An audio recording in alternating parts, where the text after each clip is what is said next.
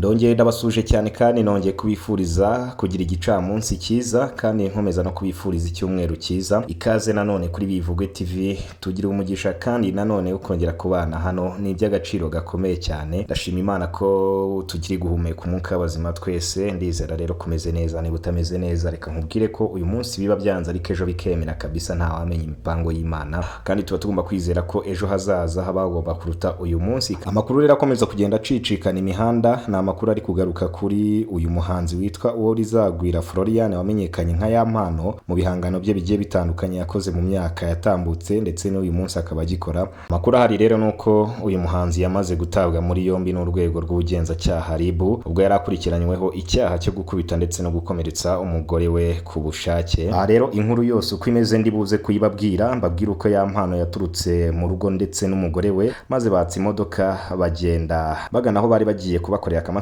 Gusa ariko nubwo bari bagiye bombi, umugore we yari amuherekeje, ni Yampano wenyine wari ugiye ngo bamukorere massage. Hanyuma rero bamaze kugera mu nzira nibwo batangiye kugenda bashwana gake gake, biza kurangira umwe anaviriwemo gukomereka bikomeye cyane. Inkuru yose rero ndayifite, niyo ngiye kubagezaho 5 kuri 5 uko byatangiye ndetse nuko byarangiye.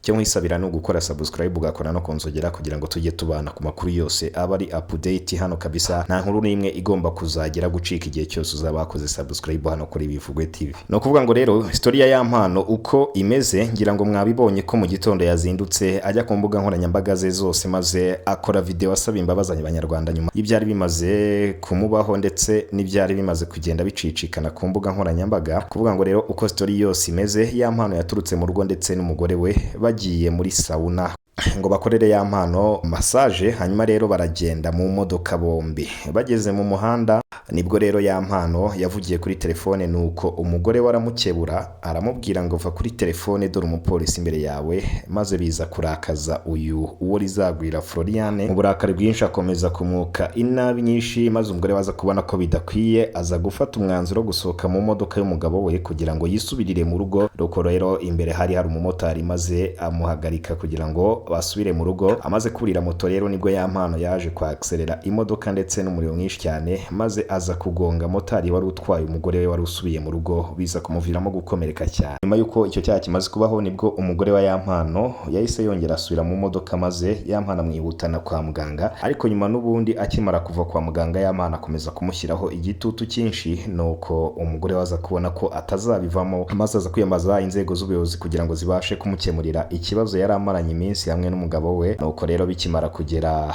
mu nkiko nibwo Yampano atangiye gusaba umugore we imbabazi abinyujije muri message yamuhaga kuri WhatsApp ndetse n'izisanzwe nuko n'ama voice. Hanyuma rero umugore we aza kumuvamo abishyira ku karubanda, niko gukwira ku mbuga nkoranyambaga. Yampano rero RIB yahise imuta muri yombi kugira ngo abashe gukurikiranwaho ibi byaha umugore we yari yamaze kumurega. Nubwo uyu mugore we witwa Vanessa yagaragaye imbere y'urukiko yajyanye ikirego cye ko umugabo we amuhoza ku nkeke buri munsi, ntago ari ubwa mbere Yampano mu by'ukuri byari bigaragaye agirira nabi uyu mugore we. Uyu mugore we yatangaje ko nubwo abana na Yampano buri munsi amuhoza ku nkeke, bityo rero akaba akeneye ubutabera. Ndetse kuri ubu Uworizagwira Floriane wamamaye mu muziki nka Yampano akaba ari mu maboko ya RIB kugira ngo abashe gukurikiranwaho ibi byaha akomeza gushinjwa n'umugore we witwa Vanessa, bamaranye igihe kinini babana. Ibi byose bibaye nyuma yuko mu mpera z'umwaka 2025 ku mbuga nkoranyambaga hacicikanye amavideo uyu Uworizagwira Floriane ndetse n'umugore we bari gutera akabariro. Aya mavideo rero bakaba baraje gutangaza ko uwitwa Jihad ndetse n'abandi barimo Pazomani aribo bagize uruhare mu kuyakwirakwiza ku mbuga nkoranyambaga. Nibwo rero baje kwitaba RIB,